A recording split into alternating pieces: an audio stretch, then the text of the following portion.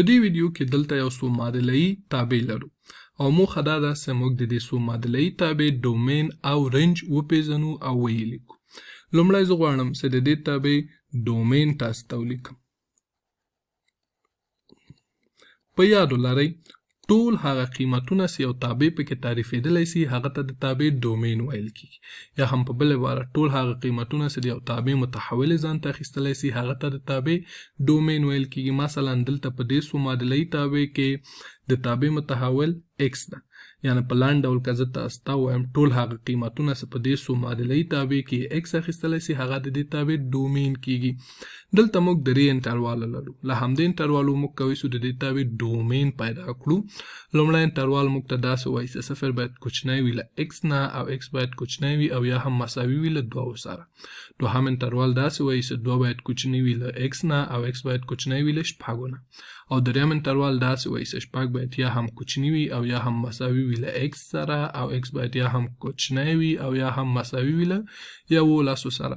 د دې لپاره چې موږ د دې څو معادله‌یي تابع ډومین پیدا کړو، له دې انټروالو نه د x لپاره تر ټولو هغه کوچنی قیمت چې اخیستی سي لومړی لیکو، یعنې چې x باید لوی وي له 0 نه او یا هم 0 کوچنی وي له x نه، او بیا د x لپاره تر ټولو هغه لوی قیمت چې په دې انټروالو کې اخیستی سي، یعنې چې دا قسمت لیکو چې x باید کوچنی وي او یا هم مساوي وي له 11 نه، یا هم کوچنی وي یا هم مساوي وي له 11 سره.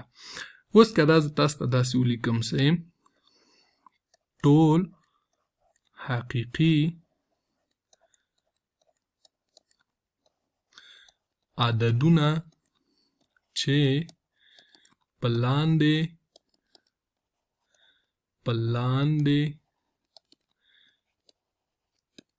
انټروال کې شامل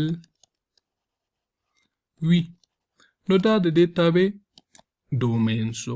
اوس غواړم د دې تابع رینج ولیکم. د یو تابع د رینج لیکل ډیر ساده دي او بخصوص بیا داسې قیمتونه ټول موږ ته راکړل سوي. رینج څه ته وایي؟